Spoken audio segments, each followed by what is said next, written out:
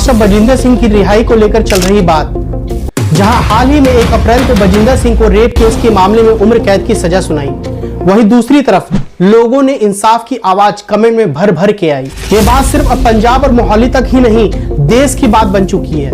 क्या बजिंदर सिंह गुनाहगार है या फंसाए जाने की साजिश? इन सब के बावजूद बजिंदर सिंह के जेल में जाने के बाद कई वीडियो सामने आए, साथ में लोगों के कमेंट जहां सवाल पे सवाल पूछे जा रहे हैं। तो आइए देखते हैं सच क्या है, कौन है असली गुनाहों के सजा का हकदार। नमस्कार दोस्तों, वीडियो सब्सक्राइब नहीं किया है तो सब्सक्राइब कर ले और बेल आइकन को हिट करना ना भूले, क्योंकि आपको आगे का अपडेट मिलता रहे। चलिए सवाल करते हैं उन मुद्दों पर जहां सोचने के लिए मजबूर करता है। सवाल है, आरोप लगाने वाली औरतें अपना मुंह क्यों छुपा रही हैं? क्या उन्होंने पैसा लेकर के अपनी इज्जत का तमाशा बनाया है या पैसे को ठुकरा करके इज्जत की फिक्र कर आवाज उठाई है? सोच कर देखें, क्या आपके हमारे साथ होता तो क्या जवाब होता?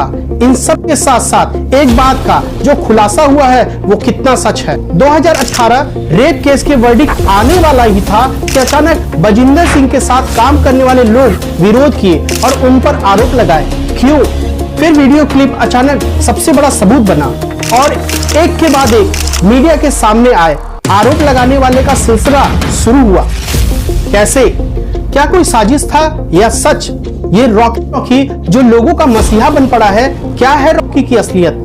मसीह भाई बहनों के मन में बजिंदर सिंह के सजा पे नाराजगी भरे सवाल जो है मन में आया। पर सवाल है आपके कमेंट से, अगर बजिंदर सिंह की बेगुनाही साबित हो जाए कमेंट करने से तो कमेंट करते रहे, पर किसी ने अब तक सबूत खोजकर नहीं लाया जिससे बजिंदर सिंह की बेगुनाही साबित हो। सवाल है क्यों?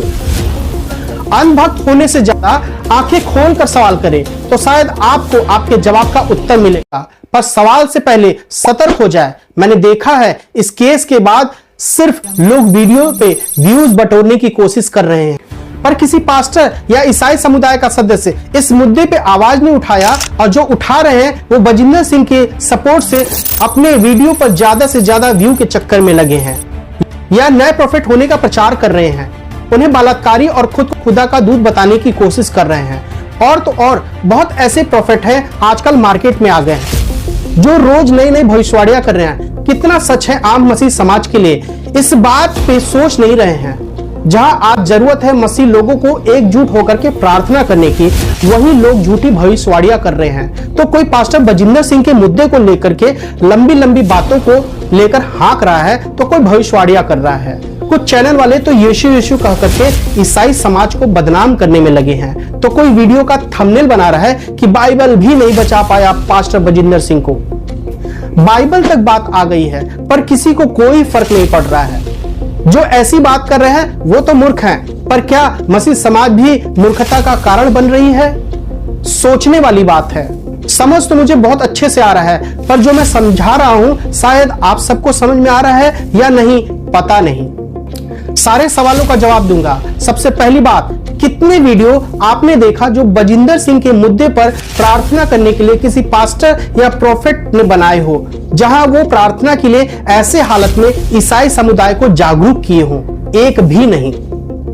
दूसरा, ये मुझे समझ नहीं आता कि लोग अपने नाम के आगे प्रॉफिट क्यों लगा रहे हैं, जहां मसीह के सच्चे सेवक कहलाने की योग्य नहीं है। सच कहूं तो शर्म आनी चाहिए, जहां लोग ढंग से मसीह के सेवक बन जाए पहले, फिर प्रॉफिट तो बात की बात है। या सच कहूं तो मसीहत में पाखंड का खेल शुरू हो चुका है। ये लोग पाखंड के ट्रेंड में आ रहे हैं। ऐसे लोग अपनी नहीं यीशु मसीह की बेइज्जती कर रहे हैं। बाइबल का ढंग से ज्ञान नहीं है और प्रॉफिट का नाम समाज में अपना नाम बना रहे हैं। अगर मैं ऐसे से सेवा का सही मकसद पूछ लूं तो इन्हें ढंग से जवाब नहीं दे पाएंगे। पर ध्यान रहे, न मसीह लोगों से मेरी जाति दुश्मनी है, न मसीह का मैं विरोधी हूं, पर जो सच है बस उसी बात से आप सबको सचेत कर रहा हूं। बस इतना कहूंगा, जैसा कि अभी ईस्टर का महीना चल रहा है, जैसे यीशु मसीह ने अपने चेलों को सिखाया, उस वक्त जब चेलों के पैर धो रहे थे तो चेलों से कहा कि एक दूसरे के साथ ऐसे रीति से किया करो। मतलब यह एक सच्चे दास की पहचान है। सच्चे दास बनो। पदवी औधा से बड़े नहीं बुलाए जाओगे। आज जो हो रहा है शायद मसीह लोगों के पाखंडपन से जीवन से हो रहा है, जिससे और भी मसीह समुदाय के लोग इसके शिकार हो रहे हैं। अगर सच में कुछ करना है तो मन लगा के दुआ करो और फालतू बातों पे जो अफवाहें फैल रही हैं उन वीडियो पे ध्यान देना बंद करो। तो बजिंदर सिंह को लेकर के मुद्दा बना है वो सारा लालच का है। कोई प्रॉफिट कह रहा है कि मैं भविष्यवाणी की कि 2021 में ऐसे भविष्यवक्ता को परमेश्वर नाश करेगा, और कितने ऐसे हैं जो बजिंदर सिंह के लिए भविष्यवाणियां कर रहे हैं कि जल्द ही बजिंदर सिंह को जेल से छुड़ा के लाएगा परमेश्वर। मूर्ख वाली बातें नहीं कर रहे हैं। सोच कर देखिए, क्या यीशु मसीह ने यह सिखाया है जो स्वर्ग के राज्य का प्रचार कर रहे हैं वो परमेश्वर का विरोधी कैसे हो सकता है? या कोई नाश की बात कर रहा है तो कोई बचाने का सवाल है। तो अलग अलग लोग अपने फालतू के भविष्यवाणियां क्यों कर रहे हैं? सवाल है, क्या मसीह के लोगों को मसीही दुश्मन है जैसे बजिंदर सिंह के लोग? मसीह को बदनाम करने में मसीह के लोग या उनका षड्यंत्र है? सोच कर देखें। हम सबके भले के लिए ये वीडियो है। एक बात कहूंगा, धैर्य रखो। जब बजिंदर सिंह को बाहर आना होगा तो परमेश्वर उन्हें बाहर निकाल के लाएगा, और रहना होगा तो फिर कुछ भी कर लो, उनका रहना तय है। अपना अपना बांसुरी बजाना बंद कर दो और सच्चे मसीह की पहचान बनो। सच का सामना करो और आंखें खोलो और सच को जानो। तुम सत्य को जानोगे और सत्य तुम्हें स्वतंत्र करेगा। कमेंट में बताएं आपकी राय क्या है। प्रार्थना करना या ऐसे बातों को बढ़ावा देना। चलिए मिलते हैं एक और नए अपडेट के साथ। तब तक के लिए धन्यवाद।